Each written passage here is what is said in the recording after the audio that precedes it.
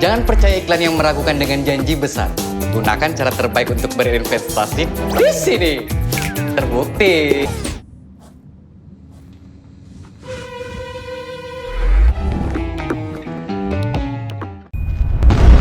Tagar Institut, Jurnalisme dan Riset.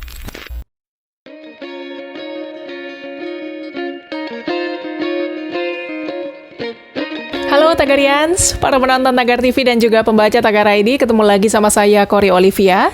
Hari ini saya ingin membacakan profil pilihan redaktur Tagar tentang Erlangga Hartarto, Menteri Koordinator Bidang Perekonomian yang sekaligus menjabat sebagai Ketua Umum DPP Partai Golkar.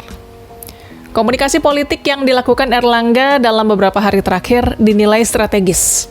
Diketahui setelah bertemu dengan Gubernur Jawa Tengah Ganjar Pranowo di Klaten, Erlangga kembali bertemu dengan Muhaimin Iskandar di Jakarta pada Sabtu 25 September 2021. Seperti diketahui, Ganjar Pranowo adalah politikus PDI Perjuangan dan Muhaimin Iskandar adalah Ketua Umum Partai Kebangkitan Bangsa. Pada Minggu 26 September 2021, pengamat politik Arya Fernandes mengatakan pada wartawan, komunikasi lintas partai ini harus menjadi agenda politik yang konsisten bagi Erlangga.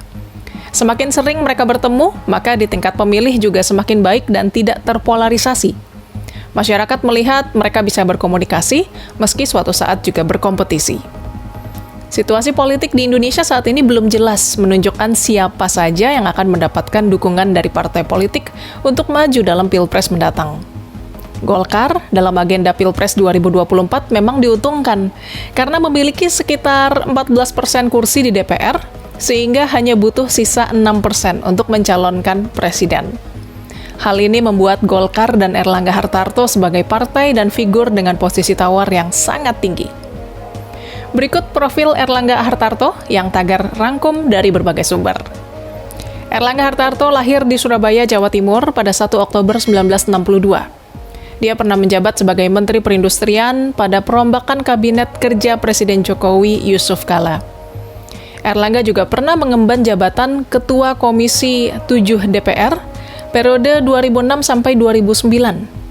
Dan tercatat sebagai wakil bendahara dalam pengurus DPP Partai Golkar periode 2004 sampai 2009. Kemudian ia terpilih kembali menjadi anggota DPR periode 2009 sampai 2014 untuk daerah pemilihan Jawa Barat 5 dan menjabat sebagai Ketua Komisi 6 yang membidangi perindustrian, perdagangan, UKM, investasi, dan BUMN. Sebelum terjun ke politik, Erlangga Hartarto adalah seorang pengusaha dan ia memiliki sejumlah perusahaan, termasuk menjadi Presiden Komisaris dari PT Fajar Suryawisesa Tbk. Dia juga pernah menjabat sebagai Ketua Asosiasi Emiten Indonesia. Erlangga Hartarto menikah dengan Yanti Isfandiari dan mereka memiliki 8 orang anak.